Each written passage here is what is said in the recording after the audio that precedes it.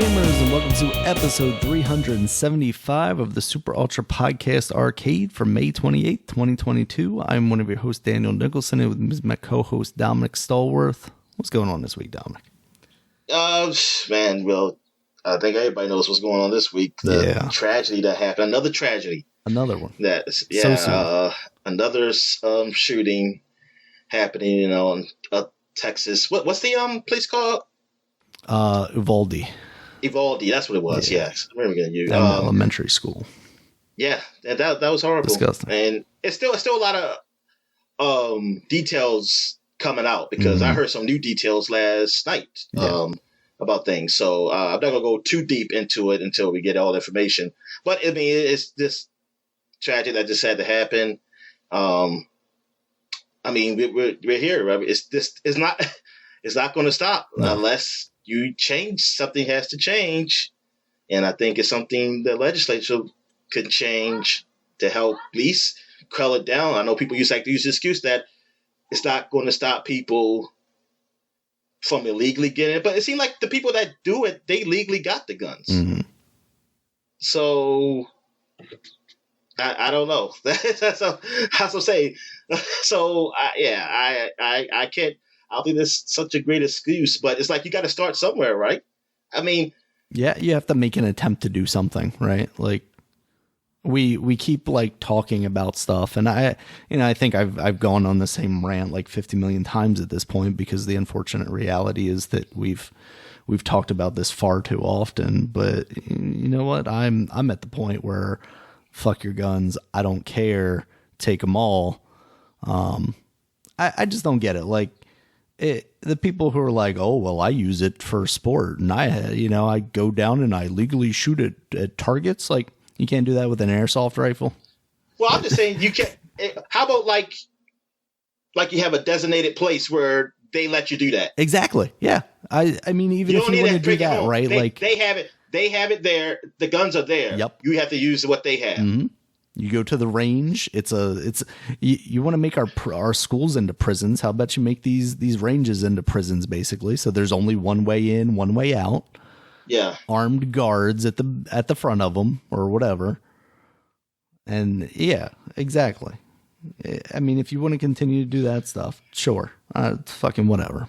Even then, I don't fucking care if you want to do that or not. But these are not things that should just be publicly available to anybody, to some what's the point? Fucking 19-year-old dude or 18-year-old dude. An AR-15, why else do you need it? Exactly. Like what else could it be for? And I absolutely hate these people who are like, well, lots of people kill people with cars and lots of people kill people with knives. Those two things have functions outside of killing things. And most of car accidents, they're accidents. Yeah. They're not on purpose most of the time. Exactly. And knives, I mean, it takes more. So, there's a lot more effort involved, right? Yeah. I mean, if that guy was able to stab like 20 freaking kids, I mean, that was a problem. There was an issue with that he was. The chances are he's not. Somebody can stop him. Mm-hmm. You won't be outgunned.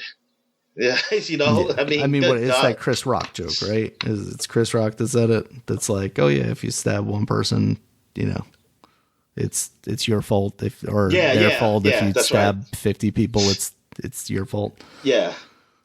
Yeah. It's fucking senseless at this point, and I just don't understand. Like we don't make any movement whatsoever, and that goes to all political parties, both sides, all 3 sides, 4 sides. It doesn't fucking matter. It's everybody. Like we don't do anything. Sandy Hook was 10 plus years ago at this point. Lots of children were murdered there, and we didn't do a single thing. It's absurd. And it's frightening for me as now a parent. I mean, like it was upsetting before, but now it's literally like, I don't know what I'm going to do. Like, do I want to send my child to school and just hope every day that she's able to come home? Like, that's fucked up. That is really fucked up that people in America, in a civilized country, have to worry about that every single day. It's disgusting. It is. It's like that shouldn't be an issue, man. It shouldn't be a huge issue. Like, when Caliban happened, I mean, there was a lot of years until like the next big one that happened. Like, Caliban was an anomaly. Like, we've never seen that before. And that's all it should have been. It all should have been an anomaly. It shouldn't be something like, darn, there's another one. Like, it shouldn't be like that. No. Like, this should not be I mean, we're not to the point where we're normalizing it, but it's getting to the point you're hearing about it. I mean, come on, man. I would say at this point, it's been normalized. This is a thing that we just kind of expect to happen, and most of us just like, yeah, it happened again. It's unfortunate, and no one with any sort of power is doing anything about it. And I don't know if that means we as a people need to organize against our government or whatever, but like, they talk about like wanting guns because the government's gonna, this tyrannical government's gonna overtake you, and you're somehow gonna be this good guy with a gun who's gonna overtake it. We're here. The government is tyrannical. They're not doing the things that we want them to do. Exactly. 80% plus of people in America want some form of gun control legislation, and no one's willing to talk about it. Like, how does the NRA, like, they have they're having a convention now. Oh yeah, they are. I think it was doing another shooting. They had a convention too, like pretty soon after. I mean, I get it. That stuff's scheduled in advance, but it's just.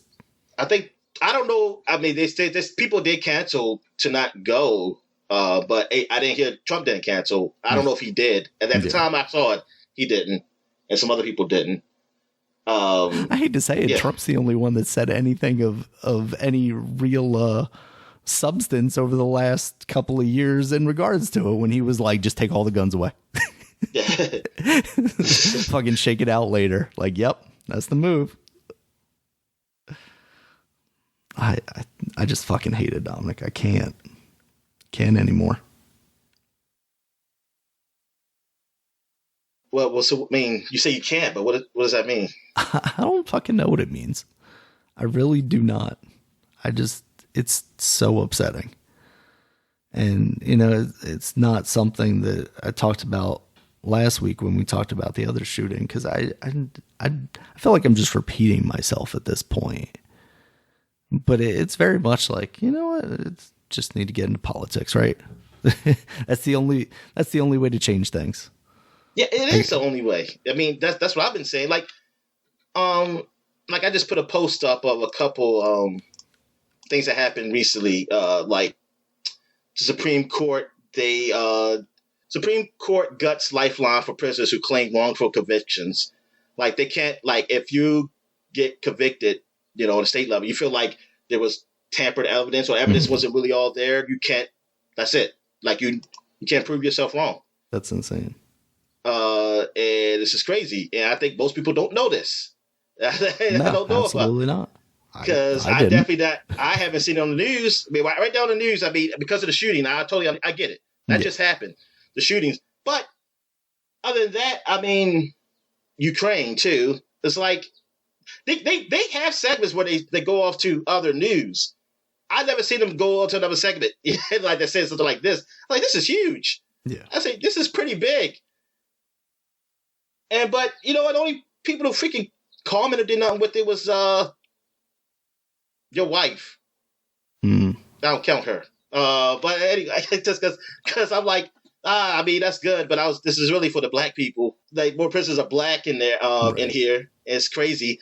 But it's like, nobody comment, but I put something funny up there, you'll get some likes and shit, man. And then I was like, you sons of bitches. I didn't really care about me. I just was so funny. I was like, dude, we got family members in jail and shit, yo. I mean, like, it could happen to you. We can happen to us that something goes wrong. Like, that's pretty bad. Yeah, man, it sucks. And it's still people out here who still think like, I'm speaking from a black perspective, like this do for selfism, like we just need to come together, really together, we can do ourselves. Like you live in the damn, how are you going to do it yourself? Like, how you going to do all, like you can do small things yourself, but still nothing that will actually change all black people. Like it's nothing that will do significant change. The level of money and political power that you need to amass to be able to affect things in any large way is in a lot of cases unsurmountable. Yeah, it's like you can't do that. You have to get into politics. You have to demand. Like that's the thing. People complain about. It's like these politicians ain't doing nothing. But say, what are you demanding? Not enough of us are demanding. Yeah. Like when like the local politicians, the one that's supposed to do the votes and everything, you need to go there and say, hey, what do you want to do for me? Like specifically, like tell them, ask them. Don't tell them to just be like, I'm going to try to get crime down. It's just like how you can tell them absolutely like what you actually going to do. Or something with the schools. Like schools are better. Say specifically, what are you going to do? Like what plans you have now? At a job, you're expected to meet some sort of metrics. Why wouldn't that be the case for you to vote for someone? Yeah, I hate that they say just go vote. I said, no, these people, most of the time, I know when I was younger, I didn't know what the hell I was voting for. I just voted Democrat, and that's it. That's a roll down ballot. All the ballots say, okay, Democrat. But that's what they just tell you, just like vote blue. I say, man, the man ain't doing shit. If I got somebody doing shit, I ain't voting for them. I'll still go to the poll, and I will write in something, but I'm not going to vote for whoever's on that list. I'll say, this man didn't say nothing. He didn't say what he's going to do for us. And that's what's crazy about it is like even now, like before it must have been insane because you just can't find that information. Now, even with the internet, half these people's names on the ballot, you can't even find anything related to them. It sucks because I was looking at everything locally here. Like most of the news I hear about is in Baltimore City. Like I know more about Baltimore City and their council people than ours in Baltimore County. And like I looked up Baltimore County, I was like, darn, I don't see much on these people. Like I don't even know what they do. It's weird. It's like, so who the fuck I'm supposed to vote for? I don't know who the hell this is. Like I haven't gone to freaking court or anything, so I can't say like I hate that judge, so I ain't gonna vote for them. I don't know. And I think it's got to be an easier way to find out what the judges have done, something like that, so I can know, like, hey, man. There is like a website that I came across during the last election that was like, it basically Yelp for judges. And it had, people's reviews of judges, and I would read them, and then I came off finding more out about those people, though, because it was very much like, I'm pretty sure this judge is racist against white people. And I was like, maybe I like this judge.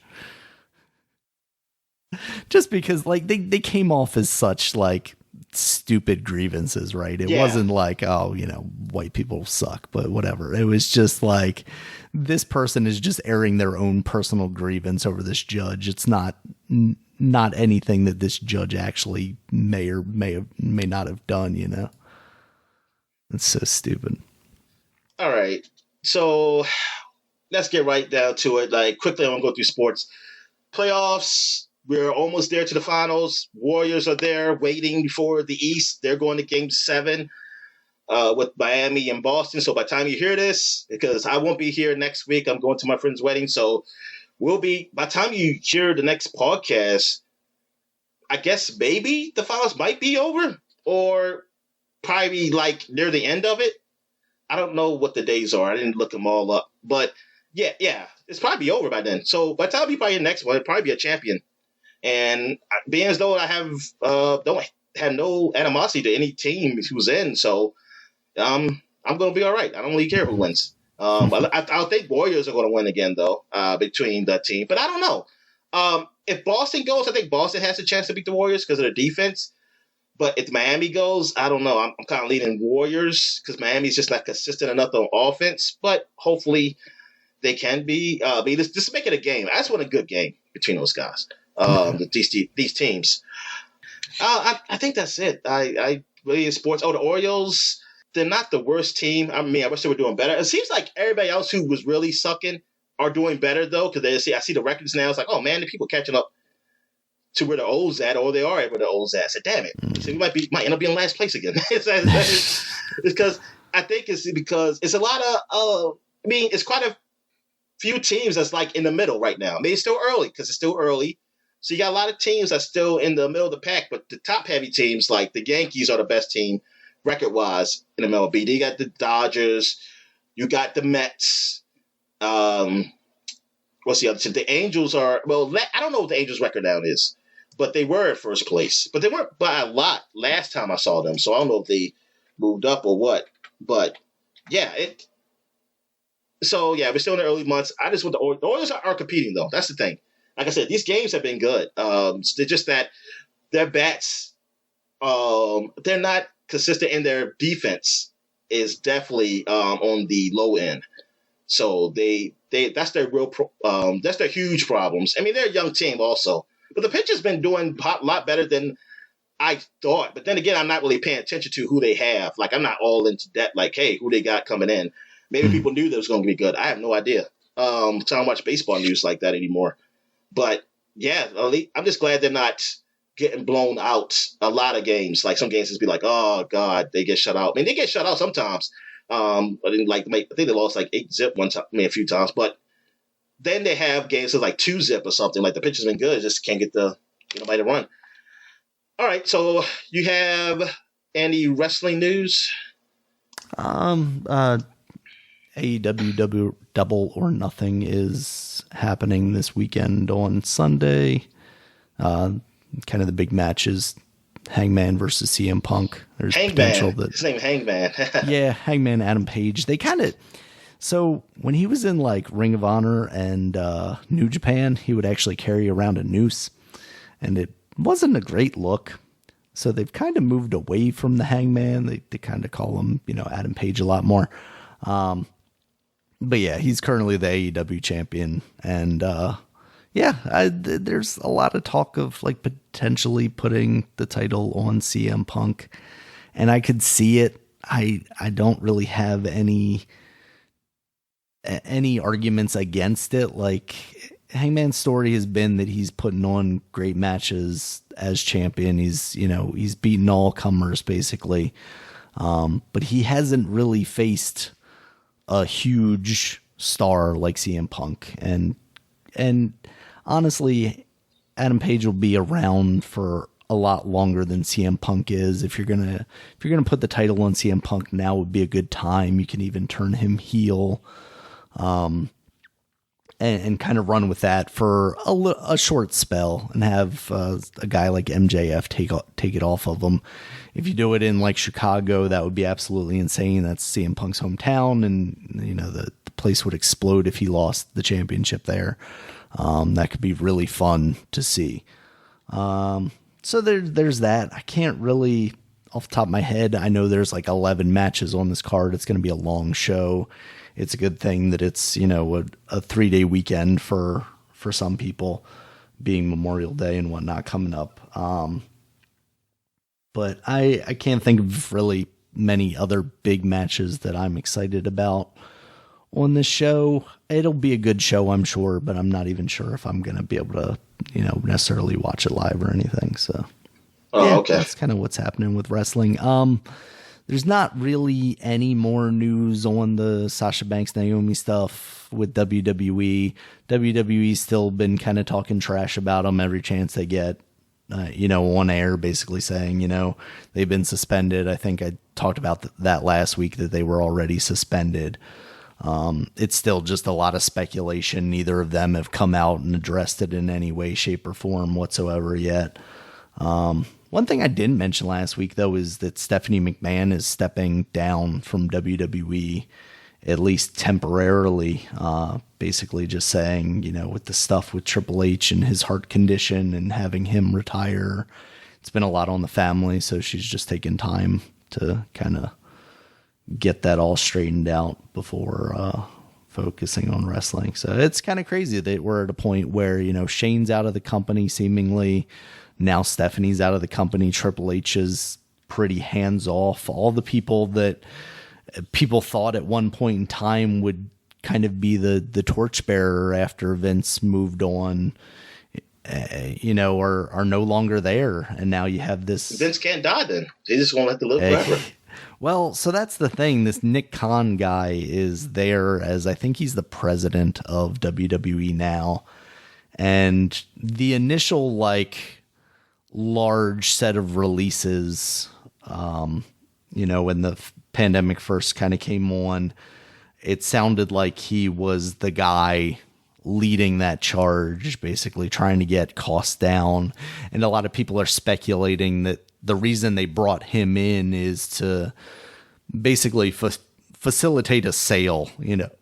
WWE is looking to be purchased by an ABC, or I guess Disney would be who would actually be purchasing them.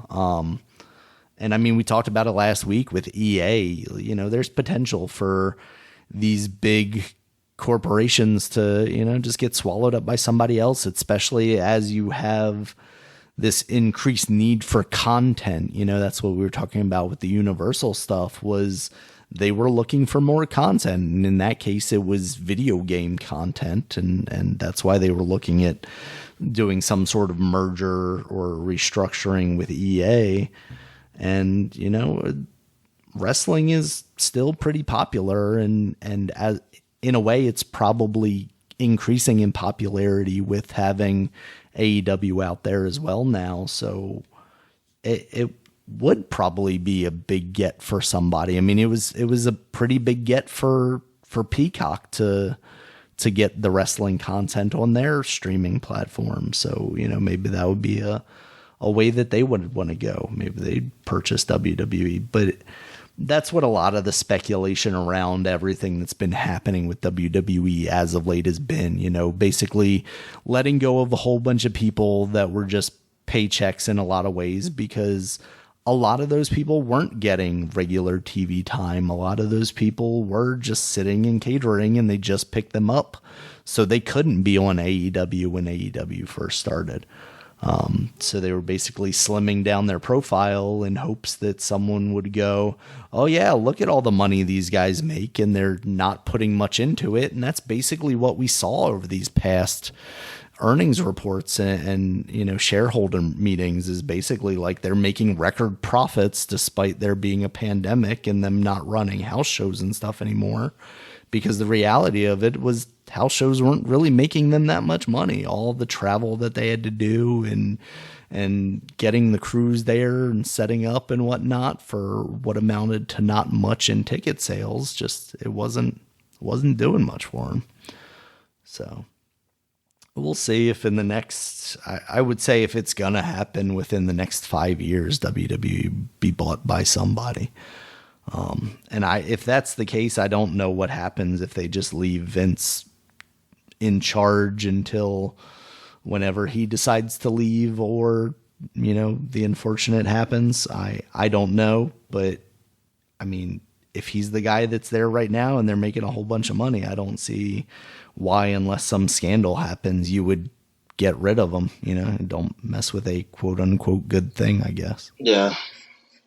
So I guess we get into what we've been watching. So I see you watched the Chippendale Rescue Rangers. I didn't watch it yet. So how'd you like it? It was enjoyable. It was fun. It's not amazing. It's not astonishing. It's not incredible, but it was a fun little ride. And there's just so many cameos and bits of nostalgia in there from all types of series that, you wouldn't even necessarily expect. It's not just Disney properties, which is kind of crazy. Oh no, they're their properties now. Yeah, they bought them. They bought everybody. They bought everybody, yes, including WWE. So it was a lot of fun. I liked it. I thought it was worth watching. I would say you might enjoy it. I started watching it, but I didn't have enough time. I was I have to watch the damn Obiwan one thing. So if that's the case, I probably would have just said, continue watching Rescue Rangers. Oh shit, my headphones came out. Hold on. So what else? Let me see. We own this city. Back in. Okay. We own this city. So how is the show? What is the show and how is it? So this show is basically following the Baltimore City, I think it's Weapons Task Force. And this is based on true events. I'm sure it's fictionalized in a lot of ways, but it's basically from the creators of The Wire and... Treme? I think so. That sounds right. What was it? What was the other one? I think one of the guys did Generation... Me? Or Now? Something X? like... Yeah. Next? So I think it's X? The military, military one, right? Yeah. I don't know why I can't. Generation Kill? Think of that. Generation Kill? Yes, that's what it is. Yes. Generation Me was the Young Bucks name in Impact Wrestling, which is just awful. Anyway. Yeah, so it's basically following those events. It stars the John Barenthal, the guy that was the Punisher. And I don't know, like for me, I started watching it because I was like, this seems interesting. It's not as much of a time commitment as starting The Wire, which at some point I really would like to go back and watch The Wire. But it's very much the first thing you notice, or at least me as being from here, it's okay, everybody's trying to do kind of the Baltimore accent thing. Like John Barenthal is going full Dundalk as far as I'm concerned, which just means oohs and is and huns and stuff like that. I know that. Which I've seen those white boys at my high school from Dundalk. Yeah. I always found that funny though, because to me, that's a different thing than a Baltimore accent. Growing up, I always heard the joke of hun and blah, blah. And I never really heard people talk that way until much later in my life. Yeah. And I just always thought that was funny. I didn't really been around certain areas. Hun, I always heard it from white people anyway. And when I didn't really hear it a lot until when I started working at Walmart, because that's the Arbutus / Lansdowne area. And I heard them say hun, and I said, okay. So that's there it is. I guess it's not fake. Yeah. No, that's exactly the same for me. And that's another thing about the show, being from here. I don't know if it's blatant pandering or if it's just because I'm familiar with the things that they're talking about that I recognize it more. Everyone's draped out in not everyone, but there are a lot of people that are draped out in Orioles or Ravens merch. They got Under Armour shirts on and stuff like that. And I'm like, is that just because they're trying to set the scene for what Baltimore is, and that's how we exist? Is now the Ravens merch teams. I can see, because people do that, and I mean, but then again, see, like I said, I haven't really worked around white people a lot in Baltimore. And I think that's kind of it, right? Is I feel like you're gonna see more white people in Orioles merch. Yeah, exactly. You are. And I think that's kind of how this comes off too, honestly. Okay. It's the one super dirty cop under his armor carrier is wearing his Orioles merch. And it's I could see this racist white guy definitely wearing some Orioles merch, unfortunately. Yeah, but they're mentioned in places like Woodlawn and Parkville and stuff like that. And it's oh yeah, I know where all these places are. So again, I don't know if it's just me catching those things because I know where these places are, which is half of the reason why I watch the show anyway. But to a point, it almost feels oh, this is excessive and pandering to someone from the Baltimore and surrounding areas. But as far as the actual content of the show so far, I think I've only watched 2 episodes, but it is quite intriguing. I'm definitely into it. And want to continue watching more of it. At the end of the first episode is where they really get into okay, we're taking this task force down. We're realizing that some dirty stuff is happening, and we're getting outside investigators. I think the FBI or something is getting involved in taking these guys out. So it's definitely interesting so far. Definitely want to watch some more. But that's kind of where I'm at with that right now. Yeah, I want to check it out soon too. But watching these other shows I'm trying to finish. I know the Life and Death of Tommy. I forgot what it was called. The Samuel Jackson one on Apple Plus. That's the one on Apple TV, right? Yeah. Apple Plus. So I'm on the last episode of that. So I'm waiting to finish that. And I think another series is before I'll jump into that show. I guess we talk about this at this trailer after I finish talking about my thing and Obiwan. Okay. All right. So I've watched Fantastic Beasts and Where to Find Them, the first one of that series, because I haven't seen it in years. I haven't seen it since it came out. I didn't see it in theaters, but I saw it when it came to Blu-ray. So I think same here. I really like that movie, but I didn't remember a lot of it. So because I wanted to watch all the movies that's been out now. Excuse me. So I got it in 3D to watch it on the Oculus. Oh, cool. So it did look good. It looked good in 3D. And yeah, the movie was, I mean, it's good. I really like it visually. I mean, it's a nice story. I'm curious of what characters are going to be in the next one because I don't really know the story. I kind of figured the main one would be there. I'm curious if the other Americans would be there because it seemed like it takes place back in, a Hogwarts area. I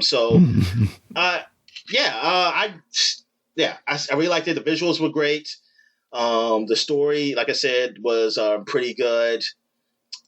It's a little upsetting that Johnny Depp. He's going to be the next one, but I mean the next one I watch, but he's not in the series no more because of the stuff that's happened with him and all the allegations against him. And so that's unfortunate. But I mean, I hope it turned out to still be good. I remember the reviews for the second one weren't that great for that one. And I didn't see the reviews for the third one, so I don't know. Yeah, I haven't heard much about it at all. It kind of came and went. Yeah. I almost forgot it came out in theaters. All right, so also Better Call Saul had its mid-season finale. I think first 7 episodes, and then I think it's 13 altogether, so 6 more. So this was good. It left a nice cliffhanger, and I'm glad it's just going to be about a month away till it comes back, and sometime in July. It's going to come back, so I have till then. But the thing is, now with so many shows happening, it's worth the wait. I mean, I can wait. He's like, I can wait for it because I got all these other stuff to do. So that will keep my time busy. And plus, it's not going to be so long where I forget it. It's like I forget what the hell happened before I have to watch the last episode again. And yeah, man, this was. It was pretty tense. It was a good episode. This show was now that the season's almost over, I mean, I've been saying it, but now I'm really going to just say, like, this is just as good as Breaking Bad. Like, it's just as good. Like, I'm very surprised that a spinoff would even be close to Breaking Bad. I mean, Breaking Bad was so top-notch that I was like, man, this could just be horrible. like it probably wouldn't be that bad, but if it's like worse than Breaking Bad, people are just gonna be like, "What the hell, man? Why did they even do this?" And no, man, they knocked it out the park with this show. Like, I really like it. I wonder what these guys are going to do next. The people who worked on this show, like, I wonder what's their next project or show they're going to work on. I want to know if it's still going to be in this universe or are they going to just do something new. I kind of want them to do something new. But thing is, how good they did Better Call Saul, I'm kind of like, hey, whatever you put out, I'm going to watch, and this hope is great. This hope is really good. Yeah. All right, so now we can talk about Obi-Wan. They had 2 episodes that came out Friday on Disney Plus. So, yeah, we only watched one of them. Between the both of us, we only watched the first one, so I guess we'll just talk about that one. But before we start with spoilers, how did you like it? I thought it was okay. It honestly, I didn't know what this series was gonna be coming into it, and kind of the direction the story is going immediately, and the characters that get introduced, I didn't necessarily expect to see them at all. And I guess it makes sense because, in some of the trailers, it looked like Obi-Wan was going off planet. And by off planet, I mean like leaving Tatooine, which you assumed kind of like that's where the entire thing's going to take place because he's there seemingly watching over, protecting Luke, and it seems like they're kind of immediately moving away from that. Yeah. So. I thought it was a good setup. Mm. This is all going to take place in Tatooine. Like, I didn't know about the off-world stuff. I didn't know that was a flashback or what. So that's why I didn't really know if he really went off-world, if he was going off-world. Right. But the show, for the first episode, it was okay. Like, it was an all right show. And they definitely made the prequels look a whole lot better than what they actually were with that intro they had for it, like showing all this prequel stuff. And even visually, I was looking at it and say, wow, this looks better than what I saw it when I was watching it again. I was like, they really fixed the video up, like the computer animation stuff up for this? Because this looked a whole lot better than what it did. I was so mad, though. I was like, are they going to show any Jar Jar? And then at the very end with the freaking funeral, you saw his fucking face. It's right there. It was like, that's like right there. I said, oh, they showed him. I say, see, if you show that, man, you got to tell us where the Gungans are. Yeah. We got to know what happened to him. All right.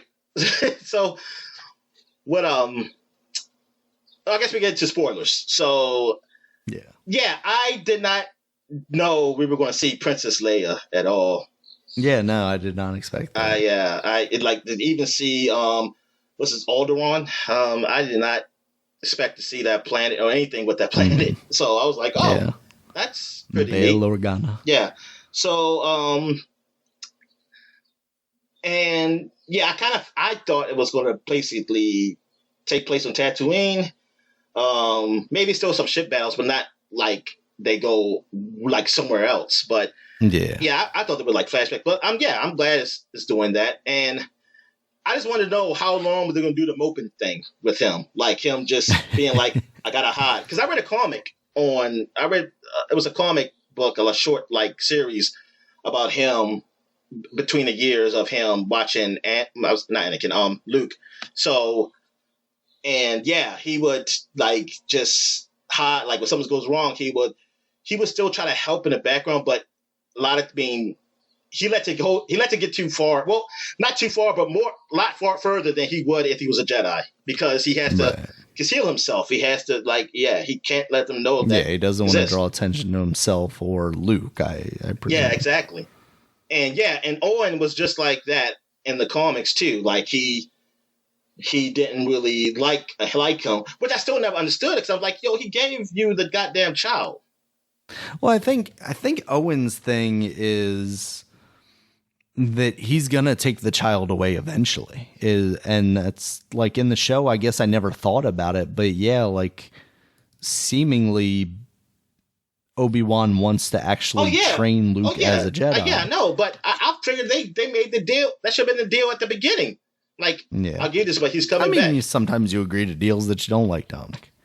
Maybe they're hoping some Inquisitor would come along and kill Obi-Wan and they never have to worry about it. But yeah, there was some things in between. I remember like he did fight Boba Fett in the comic between this, like, because Boba Fett was sent to find him. Right. And then I think I forgot what he did. I forgot what happened between them two, but he didn't do it. I think Boba Fett lied to Darth Vader, saying he didn't find him or something like that. Or find the kid or mention, because I think Darth Vader knew it was like a rumor or something that's going on. But you got anything you want to say? I just wonder, like, with the stuff that happens with Leia and her getting kidnapped, like, are they taking her to Darth Vader? Is that like what is the canon? Wait a minute, I thought you saw didn't you see that she was just using it to bait Obi-Wan? Oh, is it the third sister? Third sister, yeah. Maybe I completely missed that.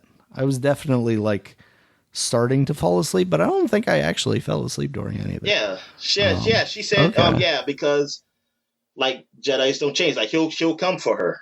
So that's what she just wants to get Obi-Wan. Like, there's something that I guess we're going to find out with the flashback that, they always have flashback episodes in these things, that where Obi-Wan must have did something for her to hate him that much. Yeah, she's definitely very focused on him, and she's clearly going to be like the most interesting. I mean, probably the main villainous person in this, right? Like you have the other Inquisitors, even one that's like the Grand Inquisitor. Yeah, the Grand Inquisitor. He dies, but not by Obi-Wan's hand. So he's in Rebels. And he dies in that. Well, spoiler. I'm in spoilers anyway, but I spoiled Rebels too, I guess. Yeah. Okay, but I mean, as far as like, you know, there's someone in charge of her, but it definitely still seems like she's going to be the one taking up the actual role here. And so far she's been interesting. So I'm absolutely here for it. I guess we are assuming it's probably already known if you're into that Star Wars lore that these are the children that were running in the beginning. What do you mean? Oh, really? Okay. Well, I just want to know. So like the kids that were terrorized are the kids that were saved by are the Inquisitors? Yeah, I think some of them are Inquisitors. Oh. I mean, I'm just thinking like because they showed that scene. Why the hell would they show that? Like, there's nothing. I don't know. Also, like, not to be like weirdly emotional about things, but this definitely felt like a weird week to open a show like that. I mean, I know that's just the way the show was going to be. Saying, like, are they going to show them killing younglings? It definitely was not a feel good start to this show after the fucking shit fit that this week has been. It made me feel a little uneasy. But yeah, so I was like, well, these ain't the same younglings that Anakin killed, but I don't know. He could have killed some more. Yeah, he could have gone around and start killing some more. I was a little surprised they didn't like go for the easy thing and put Grogu in there too. Oh yeah. But yeah, I'm thinking that's why they showed that because that was pretty. To me, it's pretty pointless. Just to focus on just the kids, and they got away. That's true. Yeah. So I'm thinking that they were those, and they're grown up now. That's interesting because I wonder. Well, did you beat Jedi Fallen Order? Because I mean, like the Inquisitors are in there. Yeah. And I was wondering if any of that stuff was like. Well, the sisters. They didn't really. I think they talked about they were Jedi. I mean, they were Jedi in training, like the Inquisitor was Jedi in training. Okay. I mean, it makes sense. He's, force sensitive. Yeah. They're running around here using lightsabers, basically. But they, I think he said he just had his views against the Jedi. I forgot. Did I see that in the show or read in the comic? I forget because there's some comics showing the first sisters too that I read also. Definitely going to have to spend some time on Wikipedia after maybe watch that second episode. Yeah, because that's how I was like. It's like, you know what? Yeah, they probably are the kids. I said, okay, maybe that's why they showed it because I didn't know why they showed it. I was like, who are they? Like I said, I don't know any of these people, and they didn't die. I was thinking like at most they're going to show it. They're going to show them dying, like something happened. Right, and I thought they were going to get like a cheap pop out of showing Darth Vader there or something. Yeah, right? Like we know that Hayden Christensen is in this series. Like I guess you could do that. Because, now that you're saying that, like, it really doesn't connect with anything else directly. So for that to be a part of the show, it just like, this is real bad timing on their part. And also for no reason whatsoever, seemingly, because you didn't need to have this. But that would make a lot of sense if that turned out to be true. Yeah. All right. Anything else you want to say about Obi-Wan? No, I think it's like you said, kind of a good building block, and I'm excited to see where it goes. All right. So I guess we'll talk about the Thor: Love and Thunder trailer. They had another, bigger trailer that came out now. I guess the official trailer, not a teaser. Yeah, the first one was like the teaser. Yeah. And it wasn't the Red Band trailer that I wanted though. What did you want to see in the Red Band trailer? Did you just want to see Chris Hemsworth? I was about to say, because when he got naked at the end of the trailer, Like when he was You wanted to see his butt, and then you wanted the camera to spin around and also show the front. Wanted it to go full HBO. Yeah, the trailer. Yeah, I mean, it looks like it's going to be a pretty good movie. Yeah, looks fun. I just want to know how Jane got the hammer, because I don't even know how she got the hammer in the comic books. I just never looked up. I was gonna say, do you want me to tell you? I'm talking about in the movie. In the movie how she got the hammer? No, I don't know in the movie. I can tell you about the comic though. Okay, yo, what was that? Yeah, how'd she get the hammer? Cancer, and it felt bad for her. That's exactly. She felt bad. I don't think that's what it was. It's like it keeps her alive, right? Yeah. Okay. Well, it kind of keeps her alive and also kills her because, like, taking possession of the hammer actually, like, pushes the chemo out of her body, too. Okay. So, like, every time she becomes, like, the almighty Thor, she also, like, gets closer to death. And I think by the end of the comic, she actually does die. But I don't know if they would do that in the movie or not. Oh, she does die, but is that, like, canon, or she's back in something else? Or is she in like Valhalla or something? I don't know where the comics are currently, to be honest with you. Yeah. They probably just moved on to the young people. Yeah. There's young Thor. Yeah. Is there a young Thor? They can at least did what DC did to have, like, they had a child or something. Shit. Yeah. Even though they still ruined that to me because they didn't keep him a kid long enough for me. They freaking just grew him up. I'm like, God damn. But anyway, back to Thor.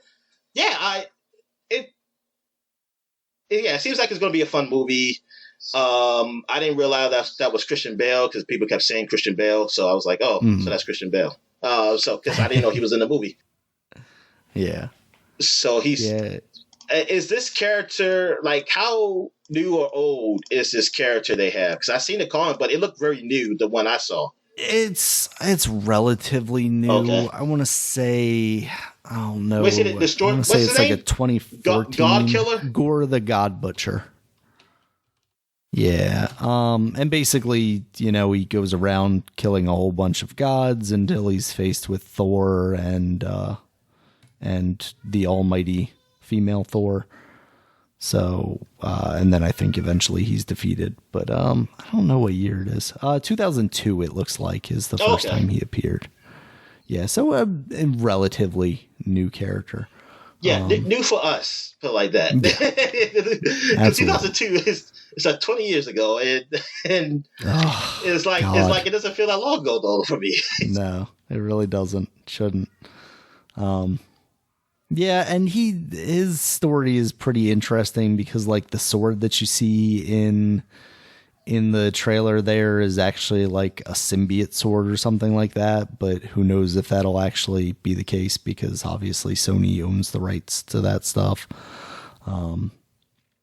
And in his comic book variation, like, he's got tendrils and, like, no nose, almost like Voldemort looking guy. I think initially I was like, this just looks like Christian Bale, but I don't know. I think I'm fine with it for now. I'd like to see them do something interesting with his look. And there seems like there's something more to it. Like when he's walking through that black and white, like weird moving, organic looking stuff. I don't know what's going on there. And just like visually, the trailer is very striking, right? Because they go from like these very colorful Thor and the Guardian scenes, and Thor has this new armor and helmet that's like gold and blue and stuff. And then you cut to these like seeming like battle scenes with Gore, and it's all just black and white until, like Valkyrie hits him or something like that, and like the scene lights up with some color. It seems very visually cool. Like I definitely want to see what they do with that. Okay, so when does this movie come out? July 8th. All right, so it's pretty soon. Yep, a little over 2 months, I guess, or 1 month. A little over a month. Yeah, a little over a month. Yeah. All right, so I guess we get into video games. So what we've been playing, so you can start off. Yeah, I've just been playing some more Rogue Legacy. I've unlocked some new classes. I've got a chef now. He's got a frying pan that you can hit people with.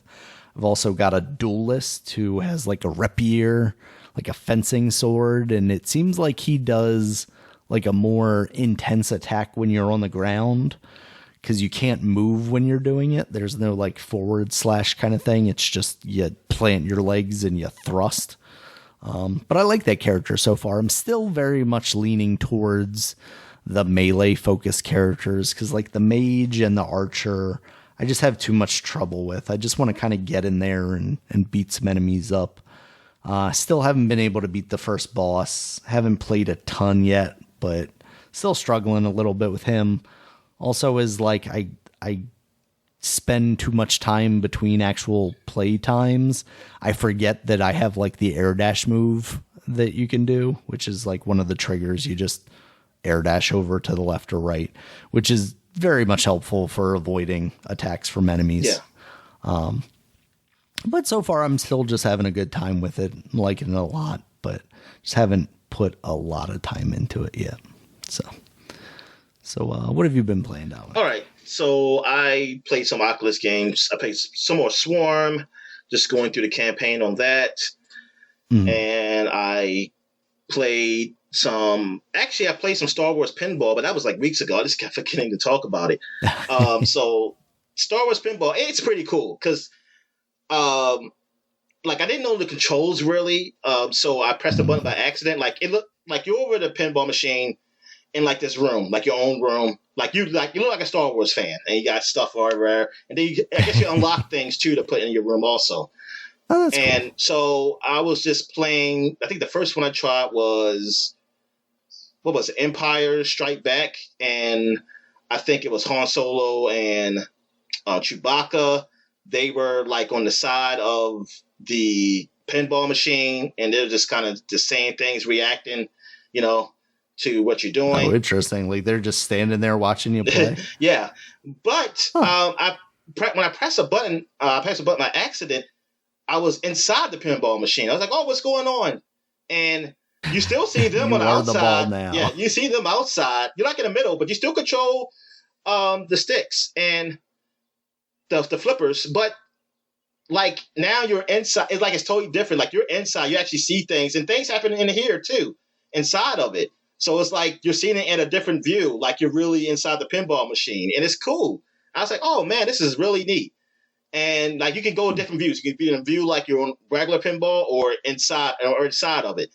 And it's fun. It seems pretty fun. I did that. I did I think was it Darth Vader or something? I don't forgot which one it was called, but I know Darth Vader was there, and who was the other guy? I forget. But yeah, I know he was just saying things and stuff. But yeah, the game, it's awesome. Like it is so awesome to play that. Yeah, it's like I want more. I know there's another pinball game out there. I forgot what it's called. I don't think is it called Pinball FX or something. I'm not sure VR, but yeah, I'm curious now. I'm more curious to see that too, to see what they do with that. But I haven't tried all the pinball machines in Star Wars yet too. Like this, yeah, I was like, man, this really this is how I want to play pinball now. I don't want to just play it like on a console or something on my PC. It's like, yeah, this is be the way I can keep playing pinball. Yeah, the game, yeah, I definitely recommend it. I don't know if there's a demo out for it though. But like, if you can try it, I mean, I think it's worth it. I mean, if you like pinball, I think it's definitely worth it. All right. That's very cool. So what else have I played? I played some more Robo Recall. I think I didn't really get that far. I'm still on chapter 1. I don't know how they do it, but I'm still on the first one. But I did like on a different section. I think I'm on like 1, 2 or something like that. Because I think I lost that the last time I played it, but I finally beat it. So yeah, just having fun with that. I wish they had it where you can control your character, like move it smoothly instead of just zooming to the next section, teleporting.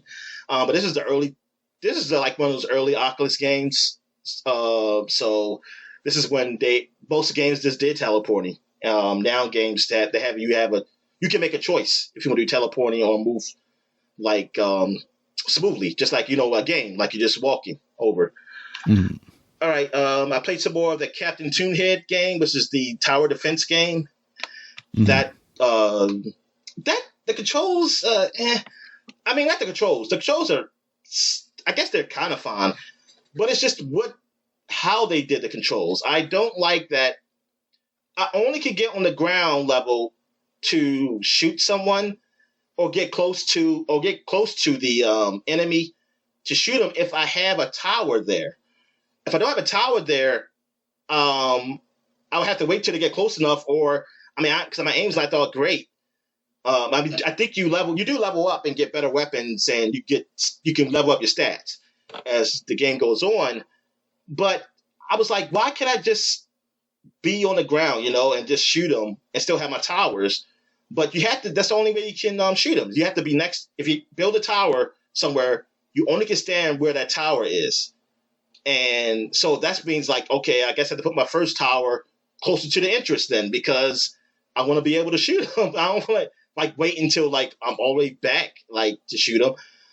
So I guess you have to try to strategically put them in places where you can easily zoom to and shoot them, which makes it very, I don't know. I just wish you could just build a tower and still move around the map freely. I don't know why they chose that. I guess maybe it's too easy. I don't know if you do that. I don't know. They should make it so that, well, I guess because they don't make it, you can't die from enemies. Enemies don't shoot you. Like they just shoot your, I don't know, they shoot your tower. I'm trying to think. Did they shoot? I don't think so. Well, actually, you know what? Maybe they do. I'm only at the very beginning. This is only the second stage. So maybe I haven't got to enemies that do that. I mean, we'll see. But I know they can't shoot me. Like they never shoot me. So like I guess I'm really just an arm, like two arms, and just shooting at them while my towers are the thing. And they're trying to collect these cubes. I got to stop from collecting these cubes. I did see a new enemy where they're chickens. The chickens are really fast, and if they get the cube, they just fly up in the air, so they disappear. So that makes it hard. So you have to. They don't have a lot of health though, so that's what it compensates for their speed. But yeah, and at the end of the stage, you always see this big Tyrannosaurus Rex that comes, and like it has a lot of health. You got to try to shoot that thing down. I mean, it's okay. I mean, it's an okay game.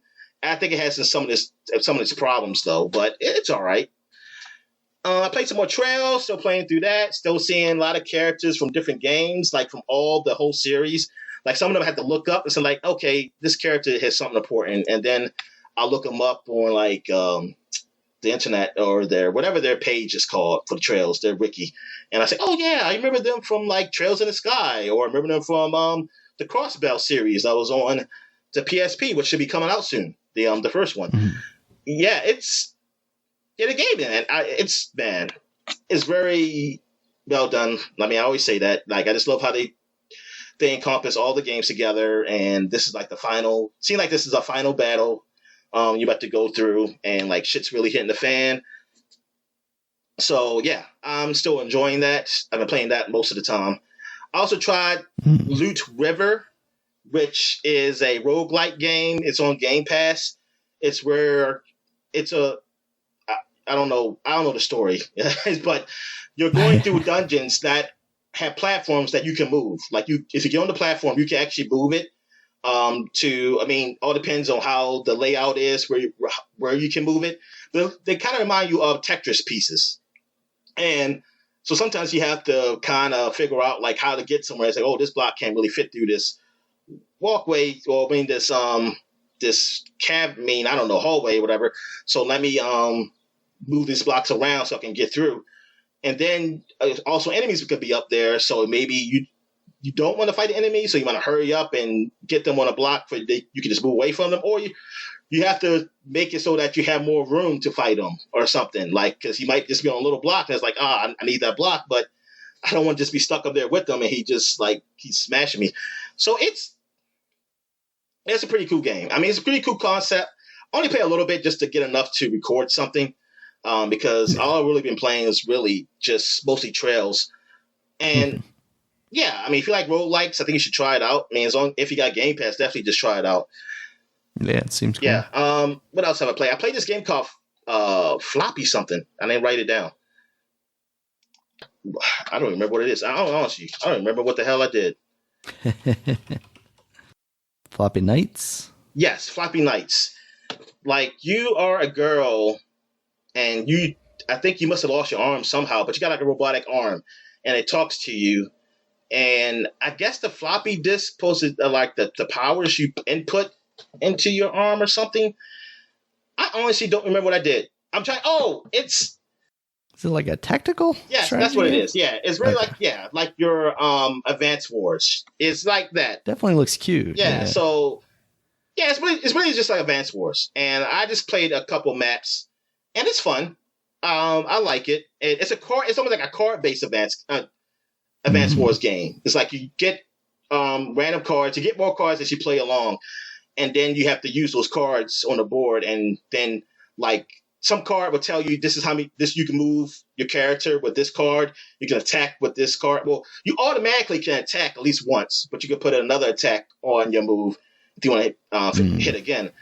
Yeah, it's cool. I like it so far. So far, I mean, it seems like I think something you probably would like since you like Advance Wars, like those kitty type of tactics game, and this is definitely that. This is definitely kitty as well. Yeah. And yeah, that is it. That's it for what I played. So I guess we'll take a quick break. When we get back, we get to the flashback segment. All right. Yeah. And we're back. And then we're flashed back into 2012. You might hear the fan in the background. I'm not sure, but I'm a little warm, so it's going to be on. All right. So we're going to start with some games here. We got Okay, am I saying this game? these are iOS games. So. Okay, I'm going to say none of them. All right. 3DS, we got Deer Drive Legends. I guess sure. There's deers who are driving. They're driving over people because they hate that we always hitting them in cars. They said, nope, we're going to be doing the ones hitting you. Carmageddon. I guess it's a hunting game. Yes, it is. It's the 3D hunting game. So there you go. Yeah. That's where guns should only be used in games, in video games. All right. More light gun games, Dominic. Less real guns. All right. So what else we have here? The Binding of Isaac: Wrath of the Lamb is on the Windows and Mac. I think that was like the first expansion. So what's the Wrath of the Lamb? Like, what is that? Is that a biblical thing too? I think everything related to it is sort of an allusion to some biblical thing. I know lambs are always there. Is it like, I know the spirit lamb's blood, wasn't that the Moses thing? But it wouldn't come to kill the first son or something like that? Yeah, I think that's Passover, right? Yeah. Okay, we got PS3, Altair, Meru, The Apprentice of Arlen, made up words. Those are some anime. Oh yeah, it's anime as shit. Let's see what they got a 66 on Metacritic, a 74 on Vita though. Really they like the Vita one better. Maybe it came on Vita first. Let me see. Did it come out? People with Vitas just had less taste.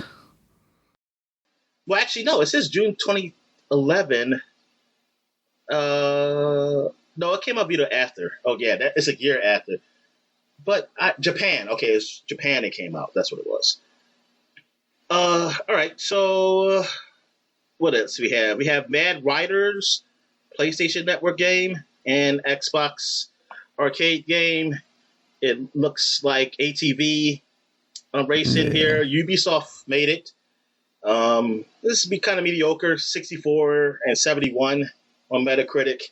Like 264 is one on PC, Xbox 360. I guess the PS3 one. It's the precursor to Riders Republic. Yeah, God damn, here we go. PS Vita game, Resistance, Burning Skies. Yeah. Came out. And let's see what they do. Oh, people didn't like it that much. They got a 60 out of 100.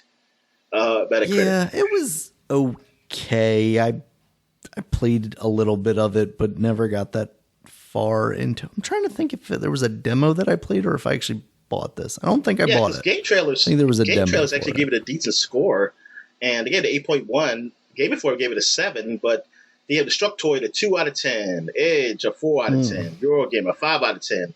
I remember it being relatively well received initially as a first-person shooter on the Vita, being like competent, basically. All right. So what we got here? Wise Origin. Now we're on Wise 9. I've been seeing that being shown off. So this is like supposed to be like the first Wise. It's an action role-playing game made by the same guys who do the game I like, Trails in the Sky and Trails of Cold Steel, Nihon Falcom. And it got decent reviews, 76 on PC. I guess this is the one this one came out on, right? Yes. And I think it came on Switch also. Yes, it came on Switch on October 1st, 2020. It came on everything, basically. Even Xbox One got it. I'm surprised. It's amazing what the Switch has gotten. Like, even the other one you were talking about, the Altair whatever, got a Switch release in Japan. I mean, I've seen that name before. It's probably a series. It's probably more than one of those, right? Yeah. There's got to be. Yeah. I assume anime just, like, self-populates. Yeah, it seems like just divides. Yeah, it got decent scores too. I mean, you got the 76 on Metacritic, like I said. Xbox One got 81. Nintendo Switch got 82. 77 on PS4. So yeah, I kind of want to play this because I didn't know Wise was made by the same guys. The games I was playing. So now I kind of want to go back to try this out. All right. So we got where we at now, Daniel. We are at Fortune. No, I mean, I'm going to say that was iOS game. Yeah. So that is it for. Go ahead. Real quick, I will mention this one iOS game, Plague Inc., because I feel like it's still something that comes up every once in a while, especially like when we actually had, the pandemic begin. A lot of people were using it almost as like a simulator for how things could go. It's basically like Contagion, the video game. It's like, a strategy game about like preventing epidemics, I guess. Yeah. And now we got the monkeypox happening there, so we gotta watch out for that. The fuck is up with that? I've heard very little about that. But well, the school shooting has happened, Daniel. So yeah. So where are we at here? 2002. We're going back 20 years. We got Test Drive on the PS2, and we got another Test Drive coming out. What next year? Next year, yeah. That's the one that was delayed. Yeah. It's actually got a subtitle: The Brotherhood of Speed. Oh, ooh, man, is this like a Assassin's Creed thing going on here? Yes, you got to cut off your pinky to drive these cars. Atari made this, published this game. Info Games published it. And which is, I think they're both, Atari. They're like Info Games, Atari. Another was Pitbull Syndicate. Oh, I ain't never heard of them. I got a 71 on Xbox, a 73 on PS2. Oh, I mean, the Xbox version, when did that come out? It's coming out relatively soon, in June. It's coming out. Then you have 61 on PC. It comes out on PC too. They got a later date. Trying to see. Yeah.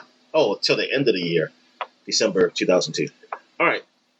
So what else we have here? We got Looney Tunes Space Race on PS2, and I'm guessing just a racing game in space. And I'm surprised I don't see the Martian on front of this cover, on this Dreamcast cover I'm looking at now. Yeah. So it came on Dreamcast first, and now it's on PS2.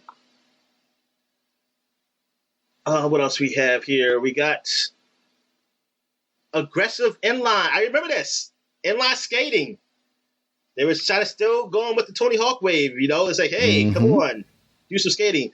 But it has more. It is aggressive inline skating, referred by participants as rollerblade. Oh, they're just saying what kind of it's called. Okay, I'm about to say it's like they had everything.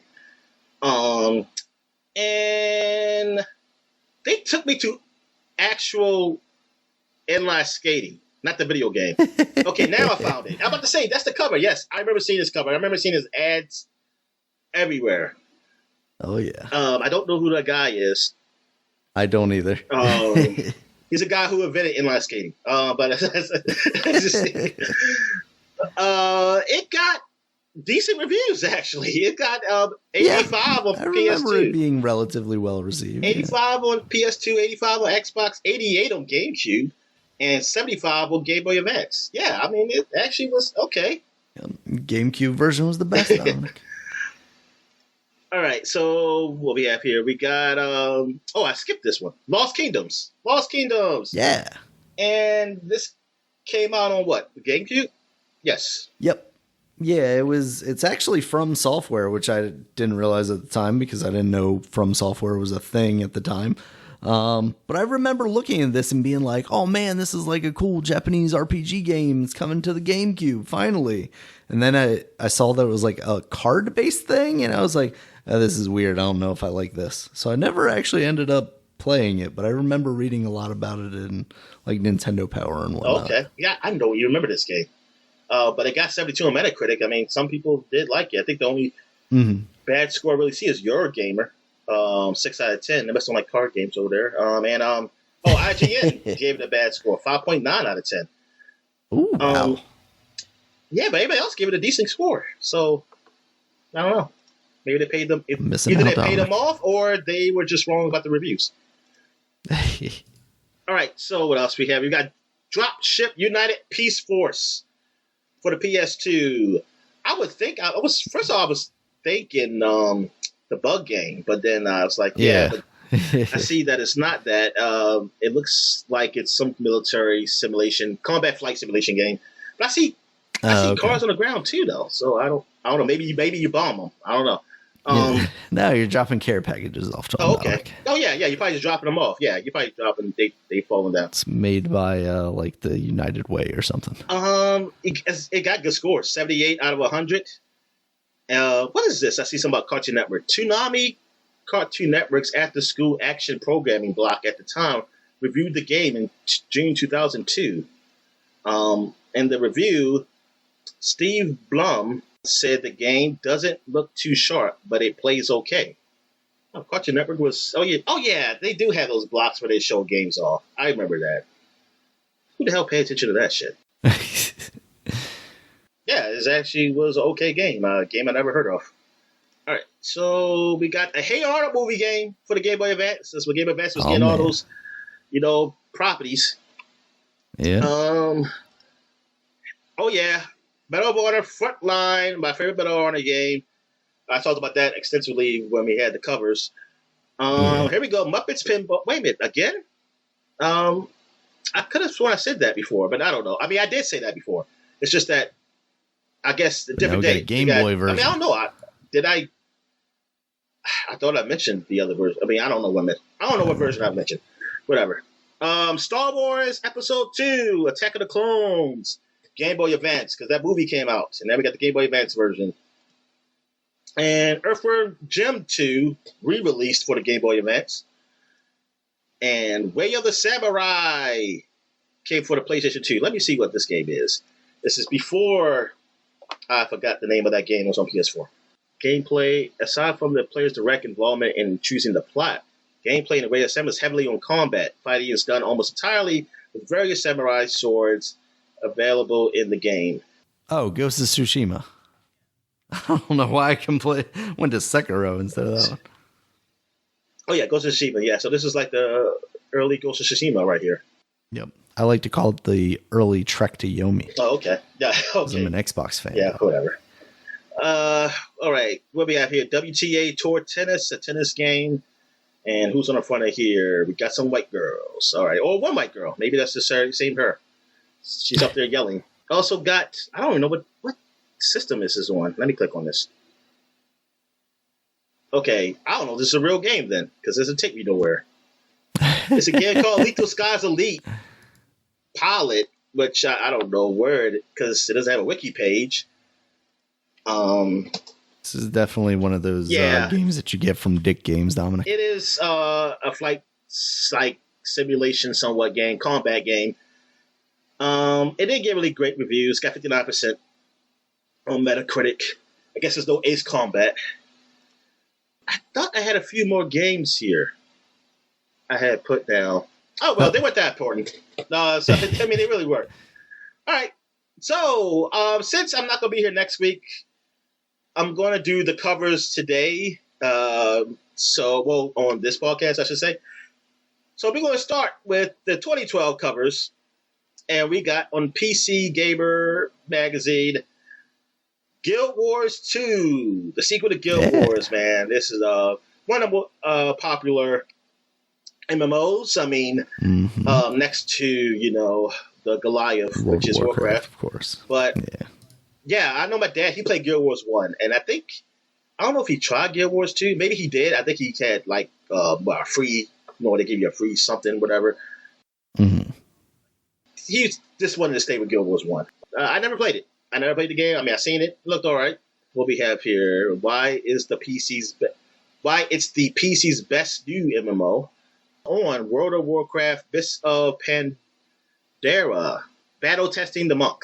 I don't know why can't I read? Yeah. But yes, that's when Kung Fu Panda comes through the Warcraft. Yeah, so you're getting all the MMO action in this issue. You got Mech Warrior Online, Lucius First Screens. No, I said Lucius First Screens. Also, they have Extra Life. What is this? Make Your Own Skyrim mod, Rayman Revisited, Seriously Freaky, Left 4 Dead 2 maps. And revealed Valve's Counter-Strike Global Offensive. Wow. And that game's still going. All right, Xbox Magazine. And we got Crysis 3 on the front. The best looking shooter ever is back. This is the one I didn't play. Yeah, same. Yeah, I played 1 and 2. I beat 1 and 2. But yeah, this one I didn't really get into. I think because the reviews were just average. And so I didn't really care to go. Because especially the story is like, I didn't even know the story of the first two. So I was like, I don't really care. But it says first bone crunching screens and details inside.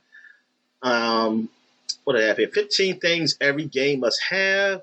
Assassin's Creed 3, Halo 4, and Counter-Strike. It's finally on Xbox 360. Did anybody play it up there? It's not for long, I don't think. I think it had a little bit of a following for a bit, but then people just were like, oh yeah, I can play this on a PC. I don't even need a powerful PC to play Counter-Strike. Oh, no, you don't. Plus I got mouse and keyboard. The Nintendo Power has Castlevania on the front. Yeah. Lords of the Shadow, Mirror of Fate. You had this game? Yeah, I think this is the one that I ended up playing possibly when we were doing the podcast when it came out on the PC. It's a side-scrolling kind of return to like the Game Boy Advance style ones, or just a more classic Castlevania, but it was rendered in 3D, almost like the new Metroid games. So it was very much like that. Like you would have your cinematic moments, but for the most part, it was a 2D platforming action adventure. So who you played as? It was okay. Honestly, I don't remember much story-wise because he was very much like weirdly anime Castlevania guy. Like you can see in this picture, he's got like red hair, looks like Sabretooth almost. Yeah. So I don't know what was going on. I want to say he was like a werewolf or something, maybe. So he wasn't related to Belmont or anything? He might have been. Honestly, I don't remember anything at all story-wise about it. He might be, maybe he's Belmont's Alucard's love child or something. Maybe. Pokemon Conquest, the last story, New Super Mario Brothers 2. I was mad when I saw this. I was like, you sons of bitches, y'all can't just do a new 3D one and y'all go right 2D. The Amazing Spider-Man, Wii Essentials, and Epic Mickey 2. The Amazing Spider-Man, what is that one? I think that is the movie game based on the the Amazing, yes, movies. That's right. I forgot the name of that movie. Yeah. Damn, they were still doing movie games. All right. What else we have here? We got EGM, the last one for 2012. We got Medal of Honor, Warfighter on the front. Man's ready for war. And this is the just a June issue? Yeah, this is the last Medal of Honor game. I mean, not technically, I guess you get the VR game. But this is the last one where they were trying to really be like Call of Duty. Mm-hmm. And yeah, it didn't do so well. The first one actually sold okay. But I think people saw like, hey, this ain't that great. And then they got this one. It's like, yeah, I ain't buying this. Yeah. You got Far Cry 3, Enemy Front, Spec Ops, The Line. Oh, yeah. Game. Assassin's Creed 3. What was Enemy Front? I don't know. I have no idea what enemy You also front. got the interview with Tommy Jacob. He's a guy. And you have company killers. How big games are hurting development? Oh, they're talking about that. Enemy Front is a World War II first-person shooter. Oh, okay. Darn. It was just for PC or something? It was, let's see, PC, PS3, Xbox came out June 10th. And never heard of that. A World War II themed first-person shooter developed by CI Games. It definitely looks like something I would find on an end cap at Target. All right, Gaming 101. EGM tours the top game schools. 20 plus multi-person reviews inside. All right, so War Games, EGM picks the top 20 battles of all time. Oh, I hope they mean like in games. I hope that's what it is. No, they just reviewing real world conflicts. So I know that the Star Wars have to be up there, and the Beast Wars. Of course, the Beast Wars. I'm going to 2002 now, 20 years ago. Here's what we got on Game Informer. We got Tony Hawk on the front. Tony Hawk's Pro Skater 4. This is the last one, like numbered one. I mean, until like years later. What was that called? Was that called Tony Hawk 5? Yes. I think so. How was that? Went back. Was that reviewed like average or something? I think that was bad. Oh, it was bad. Okay. If it's the one I'm thinking of. It's the one that had like Lil Wayne in it and stuff. I think this that is was probably the last bad. numbered one that was actually had a decent score. Yeah. Yeah, I liked 4. 4 had some good levels in it. What else we got here? Can Neversoft improve on perfection? Deus Ex 2, mind-blowing technology and tactics. Still never played that game. And yeah, that's pretty much it on the front. All right, so we have PC Gamer, and what we have on the front, we have Tron 2.0. This is not based on no movie or nothing. This is actually his own thing. So it's kind of big. So I was like, hey, they continue the story of Tron, and they never got a sequel. Look at that Triforce on that disc, Dominic. They're stealing from Nintendo. I see that. Exclusives. EverQuest 2, world premiere of the sequel to the hottest online RPG ever. Ever, Dominic. Still to this day.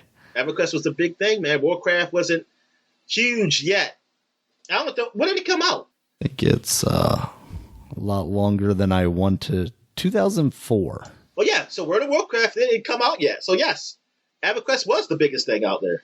Rainbow Six 3. Don't miss the big news. Tom Clancy's Squad returns. Jedi Knight 2. Freedom Force. That's what it's called? Freedom Force? Is that like an expansion? No, I think that those are 2 different games. Oh, okay. Because Freedom Force was that one game that was pretty enjoyable. That was like you're trying to take back America or something like that. Like, I don't know, Russians have invaded or something. All right, so yeah, that's basically it. Oh, Jedi Knight 2 and Dungeon Siege reviewed inside. I just want to say I don't appreciate the fact that you made me look up when World of Warcraft came out, because it's almost been 20 years, and now I'm sad, Dominic. It's been 18 years since that game came out. And it's still going strong. And it's still going sort of strong. I mean, it's not as big as before, but damn. No, man. but it's still the biggest one, I guess, Yeah. right? Well, Final Fantasy might have overtaken it. Maybe. But it's still a behemoth in the genre. Yeah. All right. Oh, this is the old Xbox magazine. Good God. What do we have on front here? Is that the lady from Brute Force or something? Yeah, that's the lady from Brute Force. Oh, okay. The next Halo, Dominic. The next freaking Halo. Yes, it is. This is the precursor to Gears of War, Dominic. Pay some respect. Did Brute Force have a Brute Force 2? I don't think. I want to say that maybe it was announced at one point, but got canceled. All right, so let me see here. The best RPG of all time. Move over, Final Fantasy. Peter Molyneux tells us why his latest project will change all the rules. Uh-oh. This will be the first time I ever heard this man's name. Fable, Dominic. Fable, it's coming. Yeah. Oh, my goodness. I was so jelly when I saw Fable. Game changer. Because especially how he described it too. Oh yeah. You're gonna plant a seed, it's gonna become a tree. You can have children, you come back to be grown. Yep. Yeah, I was like, I was so pissed. Like, what? Why can't PlayStation have this? Why can't they get this game? It's like because it doesn't exist. All right. So what we have here, we got Halo Driving School. Learn skills that will make other players seem pedestrian. Okay. Goes online with Ghost Recon. Okay. Blood Omen 2. 7 Habits of a Highly Effective Vampire. Okay. That was the last game in that series, wasn't it? I think so. Exclusive update. Star Wars Knights of the Old Republic. Oh, yeah. Ooh. Mortal Kombat is back and is bullier than ever. Is this Diddy Alliance? Maybe. 'Cause I feel like we've definitely talked about Deadly Alliance already. In one way or another. Yeah, I think we talked. I don't think we talked about it coming out, though. Yeah. I'm not sure. All right. The last one. Oh, no. Is it the last one or is it another one after this? Nintendo Power. There is one more. Okay. This is the last. So this is the last one. Okay. Nintendo Power. We got Lost Kingdoms, a game we were just talking about that was released. Yep. And you got the girl with the cards up here. She's got the heart of cards. This is the cover that got me hyped on. Exactly. This pre-Yu-Gi-Oh! Yu-Gi-Oh! Look at that freaking dark magician in the background. Oh, yeah, exactly. All right. So what do we got here? What's down here? Epic Center, Evolution Worlds, exclusive developer interview. What is Epic Center? I don't know. That looks like a mobile phone ad, though. Yeah, it really got tacked on. Yeah, it really does. Yeah, I don't know this even part of this, but anyway. Secret E3 preview. Woo! 64 pages of strategies for all these games that are down here. All right. So, yeah, that is it for the flashback segment. We're going to take a quick break. When we get back, we'll get to the gaming news. All right. Oh, no. I'll take that back. I have one more magazine here that I forgot to say. The official PlayStation magazine from 20 years ago. Which has Jango Fett on the front. I had this magazine, and I was so much excited for this game. Because I don't think I've seen the movie. Did I see the movie yet when I had this magazine? No. If you were excited, you must not have. No, yeah, exactly. I don't think I did. because I was excited for Jango Fett. Because, yeah, you got these magazines early May because it was June. Yeah. So, yeah, I had this magazine, and I was like, yeah, Jango Fett, man, he's going to be awesome because, they didn't really do nothing with Boba Fett, but now they're going to do something big with him. And the game looked like he had a jetpack and everything and stuff. I was like, okay, this could be cool, and I want to see the movie. And, yeah, it wasn't all that great, the movie. And I don't think the game was all that great either. But here we go. We got the playable PS2 DVD inside. What you can play? Medal on the Frontline, Hurdy Gurdy, Fatal Frame. Hurdy-gurdy. Yep, I didn't touch Fatal Frame because I was scared. Mad Maestro, Pirates, The Legend of Black Cat, and much more. Much more. Then they have all these games previewed: Tomb Raider, the bad one, Final Fantasy 11, NFL 2K3, and Onimusha 2. And you got EverQuest on PS2. While the people talk about EverQuest 2, we're just going to get EverQuest. And also, you got the Italian Job, the last great PlayStation 1 game. Okay. Sure. Ratchet and Clank, the new game from the makers of Spyro. Oh yeah. My. That's awesome. All right. So, yeah, that's how I tried Medal of Honor first. I played the demo, and I was really excited for it. All right, so yes, now that is it, and we're going to take a quick break. When we get back, this is the gaming news. All right. Should I start? Just start now. You ready to start now? Yeah, I think I'm ready. All right, good. And we're back, and we're going to get into the gaming news. So what we got there? All right, Dominic, we've talked about it in the past a little bit, but there was a portion of Raven, their QA testers, quality assurance testers located up in Wisconsin that were trying to unionize, and they actually had their union vote a couple of days ago, and they voted 19-3 to unionize. So they are making it happen, Dominic. They are officially... What they're doing with those three people? They're kicking them off the island. They are buried. They are buried somewhere. what's the stadium Yeah. there? And Green Bay. In the Green Bay. They're under Lambeau. Yeah, they're under Lambeau. Yeah, the icy tundra is hard to dig up. So once they're down there, yeah, pretty much. Yep. So now they're part of the Teamsters. They can put people under stadiums. Yep. No, so they now have organized rights to, negotiate with Activision Blizzard as a group. Hopefully that brings good things for them. Phil Spencer, I know, has come out and said that he will recognize the union once the acquisition has gone through.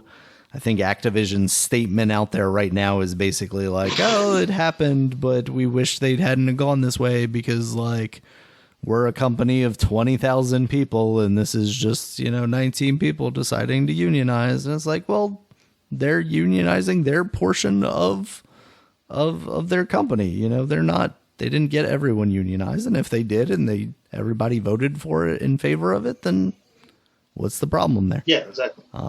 It's just more companies trying to fight the unionization efforts because it lessens their power. So good for those people. I'm glad to hear that. They are the first game or the first union in video games. So hopefully if more are needed, which it seems like there are, more people can get organized. Now there's a precedent set. So that's good. So if you get the mob involved, we can get more unions. Is that what we need? Yeah. We need the mob involved, Dominic. So that's the problem. That's why unions went away, Dominic, because they cracked down so hard on the mob. Really what we need is the mob. Mob rule. Start their own shadow government. All right, Dominic. Speaking of shadow governments, Call of Duty Modern Warfare 2 is officially happening, and it's coming out on October 28th this year. Are you ready for Modern Warfare 2 version 2? I know, what the hell. It's so weird. Not only did they run out of concepts, they also just ran out of names. Yeah. Maybe Call of Duty's been happening for too long, Dominic. Yeah. Yeah, it really has. Now is the point where, hey, we're doing a reboot. And they're already one of the most popular games like that. It doesn't feel that long ago. I mean, it was a while ago, but it wasn't Dominic, so long ago. We're old. Just accept it. We're old. But technically, the original when we were still at Target. They rebooted it from 360, which was one generation away at the time when they did the first one. Yeah. It was just one generation. Yeah, but that was a long generation. Well, they do a game every freaking year, so it's their own damn fault. Yep. Yeah. So, you excited about it, Dominic? Could you be excited? What was the last time I was excited for a Call of Duty game? I don't think not even since this. I don't think this podcast I was since we started the podcast. I was gonna say probably Modern Warfare 2, the original. Yeah, that's what it was. I mean, you liked Advanced Warfighter, or Warfare, but I don't think you were excited going into it necessarily. No. So yeah, I think it was probably Modern Warfare 2. That's around the time I was as well, because we were playing a lot of multiplayer. Yeah, and the Modern Warfare was awesome, and the story was awesome, so it was good. Mm-hmm. I want to see what was going to carry over. Yeah. All right, Dominic, we got some news out of Sony. They're going to have a State of Play on June 2nd coming up this week. It's going to include a whole range of stuff from them, from third parties, and they pointed out that there will also be some in development PSVR 2 stuff. So we're finally going to see first footage of that. Oh, that's good. That's exciting. Yes. Yeah. I am excited for that. You're on the VR bandwagon now, Dominic. I am, but this is still just less wires, right? It's not. Yeah. It's still not wireless. I mean, I can understand because I wish it was both. I wish it was hey, some games can be wireless. Require the power. Yeah, and some games require the power. Yeah. Or just do what the Oculus Link does, at least. Say, hey, you have a choice. You can just, stream it from your PS5 to the VR headset.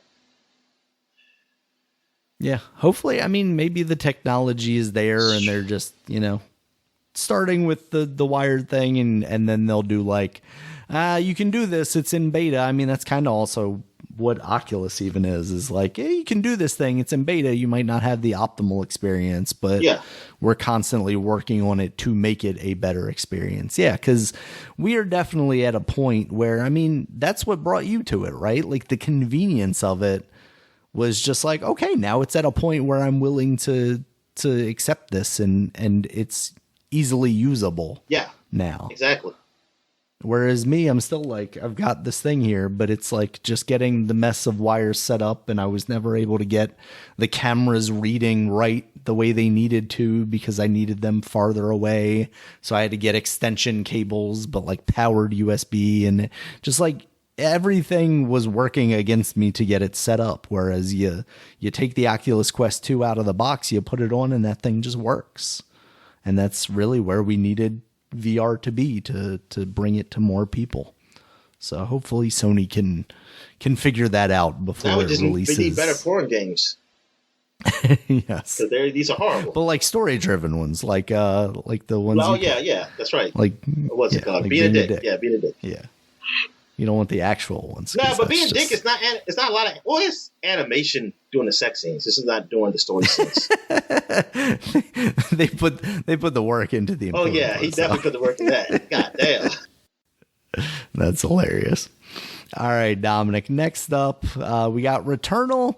There is a Steam database page going around now that indicates that maybe Returnal will be coming to the PC sometime soon. This follows on the GeForce Now leak that happened a long time ago, and basically every time a PC port is announced, it further affirms that thing was real, and everything on that list will eventually come to the PC, which is exciting because that list includes a lot of PlayStation exclusives like the Dark Souls remaster, even Ratchet & Clank, Ghost of Tsushima. We've definitely been seeing Sony move in the direction of putting their games out on the PC, but something about Ratchet & Clank specifically would make me go like, wow, we're in a different place now. I mean, God of War, I guess, was kind of that too. Yeah, God of War, I think, God of War was that for me. But yeah, I understand about Ratchet & Clank. It's like that's their mascot. Yeah, because I feel like to get some more sales out of it, because it never get the sales that I thought it would get. You know, I mean, it's a great game, but it's never been like one of the top games. Like, why can't this game be like Mario for the game? I was going to say, this should be their Mario, right? Yeah, it's like, why not? I mean, that's what I don't get, because I play Mario games and they're fun. But I play Ratchet & Clank. It's like, it's not worse than Mario, really. No, it's just different. Yeah. I don't know. Maybe there's a level of like, because there are guns in it a lot of times. But dang, parents that would buy their kids Mario. I mean, if there was like no guns and like Mario, I think it would be sell less. Yeah. Honestly, just because because I think Mario is the name. I think we had to agree. The name helps it. So yeah. I mean, you own a Nintendo system, you own at least one Mario game. Yeah, right? exactly. That's got to be it. What game did I own on my Wii that was Mario? Did you get new Super Mario Brothers? No. Mario Kart. No. I was going to say shit. You didn't even know. I think I borrowed yours.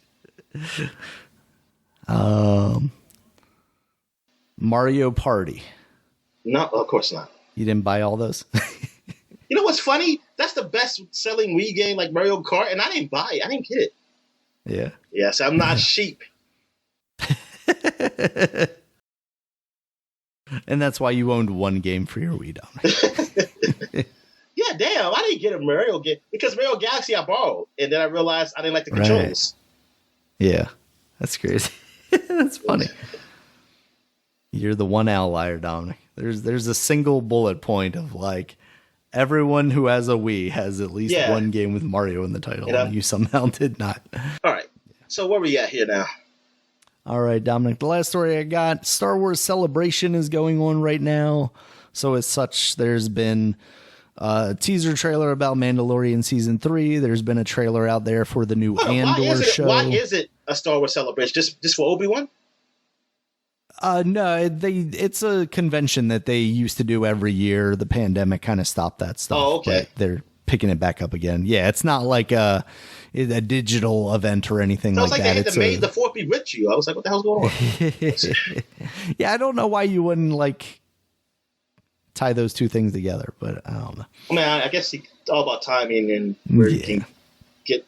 Maybe somebody had that booked. I don't know. Yeah, but so they're doing that, I think, in Los Angeles.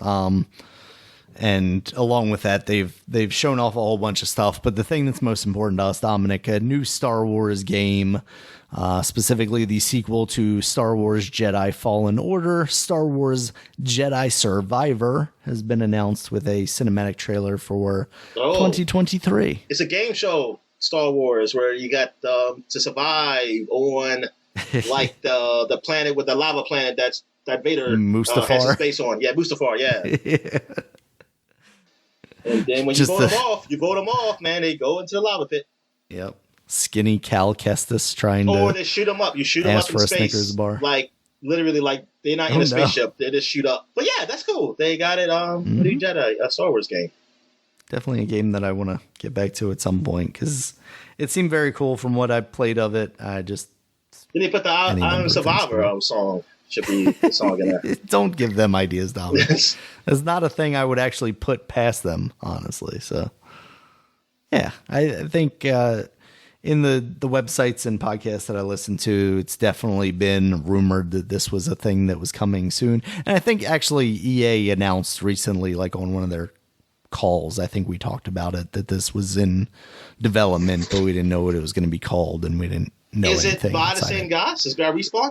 Yeah, it's still being made by Respawn. I think actually like all of the Star Wars games now are being made by Respawn or some studio that EA renamed as a Respawn studio because Respawn is like their only successful studio. People are working on Star Wars. You know what? If Respawn worked on NBA Live, I might be more inclined to play it. I used to like NBA Live back in the day. Because that was the one where you didn't have to have tactics. You literally just held down the run button, and you could just run down and dunk on everybody. Yep. And that's when people used to dunk the ball. Now they just shoot threes. Yep. Yeah. So I definitely had both of those games for the GameCube, and I was like, okay, this is the one I want to play today when I just want to dunk on people. And this is the one I want to play when I'm actually like, I want to play a basketball game that feels more realistic. Oh, yeah. I'm watching this game on, what is it called? Twitch. And it's the rollerblade game. That's like Rocket League. Oh, okay. The one by Ubisoft. Where? Like, is this a beta or is it out? What is this? I think it's in beta. I forget. I think last week in the news, I didn't put it down, but that they were finally going to be doing something with that game. And it's like roller derby, extreme roller derby or something like that. And Roller Champions, that's what it's called. And yeah, well, there it is. It's free to play. Yeah, so it's free to play. Okay. Maybe it is out now. Play it free. Let's see what happens. Yep, looks like I don't want to sign it. Oh yeah, Ubisoft Connect, is that what their application's called now? They move away from whatever UB Player or whatever it was. I thought UB Play was just the subscription service. Yeah, that's what I thought that was. Yeah, I don't know, but yeah, it's out now. Or UB Plus or something. I don't know. And they put that on new releases, Dominic. Wonder how that's being received. Let's see if we've got a Metacritic score for it yet. Oh no, I don't want to install Roller Champions right now. Thank you. Let's see. First impressions, Wiki, IGN. What's IGN saying? IGN's got nothing for me. Wonder if it's in like beta or something. Let's see what these news stories. PC Gamer says after a 2-year delay, Ubisoft's free-to-play Roller Champions is painfully bland. Oh. That's unfortunate for a game that looks like it's all about its style. Yeah, because it definitely looks really stylish. I'm looking at here. Man, what does PC Gamer want? That's unfortunate. I might have to check that out, though, especially if free to play. Install that and give it a couple of rounds. So, all right, Dominic, that is all I had for news this week. Did you say anything you wanted to talk about? Nah, I think I'm good, man. All right, we got new releases this week, Dominic, as you just mentioned, Roller Champions. That's out on everything now, it seems like, besides Switch. You also have Sniper Elite 5. That's out on PC, PS4, PS5, PC, PS4, PS5, Xbox One, Xbox Series, and is a part of Game Pass. So if you want to shoot some probably Nazis in the nuts, you can do that with X-Ray Vision for your Game Pass subscription. You also have KO the Kangaroo out on the PC, Nintendo Switch, PS4, PS5, Xbox One, and Xbox Series consoles. Now, this is based on it's an old game, right? Is this well, it's a new, but okay. Based on it's the next game in that series. It's not a remaster or a remake. So I have to play. It's a cheaper game to play the last too. One to understand what the hell is going on. Yes, you have to play the trilogy before you get to it. It seems like it's probably a competent platform action game, so it seems like fun. Yeah, I would try that if it were on Game Pass. I'm not going to spend $30 to try it out, but if that showed up on Game Pass one of these days, I might give it a go. And then you have Pac-Man Museum Plus. That's now out on the PC, Nintendo Switch, PS4, and Xbox One, Dominic. You were talking about this earlier. I think this is the one where maybe there is a different style Mrs. Pac-Man because they don't actually own Miss Pac-Man. Oh, okay. I never understood that. I never understood why don't they own Miss Pac-Man? I think Miss Pac-Man was made by like a different company because they didn't do like the licensing rights right or something. And then that company ended up actually like copywriting Pac-Man with a bow. So I think it was just a very poor choices from Namco's part. It's funny because people talk about that. I say that's the best Pac-Man game. But I haven't seen they haven't done a Mrs. Pac-Man though, like they do Pac-Man. No. Like I wonder why they holding on to that. You gotta strike while the iron's hot, Dominic. So I don't know. Now that this is out, so they can't put a bow on Mr. Pac-Man. They can't to make him Miss Pac-Man. You gotta put a dress on her or something. Yeah, can you put a different color bow? Just make it something other than pink. Well, pink, red, or whatever it is. Yeah, red. That is funny. Change it. That is funny. I knew it was something like that, but I just want to know, like, how the hell y'all fucked that up? They understand. See, you don't understand copyright laws. It's so complicated. When the reality is, all you have to do is write the thing down, put it in an envelope, mail it to yourself, and then when the court case comes up, that's when you open it in court and you go, boom. Oh, Pac-Mom. Interesting. Oh, that's what they call Miss Pac-Man in Pac-Man World? There's a trophy for Pac-Mom in this latest version. Oh. She looks weird, but she's got a nice little stylish hat, like a summer hat. Oh, summer hat. Okay, yeah. This is so silly. All right, Dominic. Yeah, that's kind of it for new releases. I don't know that there's a big one of the week. I think all of them are pretty leveled out there, but it seems like some fun games probably. Yeah, it seems all right. Yeah. All right, then, Dominic, you got anything else for the people for these next 2 weeks? Nah, I'm good, man. All right, thank you guys as always for listening. You can check us out on Twitter. Dominic is at DStallworth5. I'm at RegulusMB. The podcast is at Supapod, SUPAPOD. Supapod.com is the website. You can check us out there. It has links to all the places you can find us, including YouTube, where there's a video version of this podcast, as well as iTunes, Stitcher, Google Podcasts, Spotify. And until next time, guys, talk to you later. All right, see ya.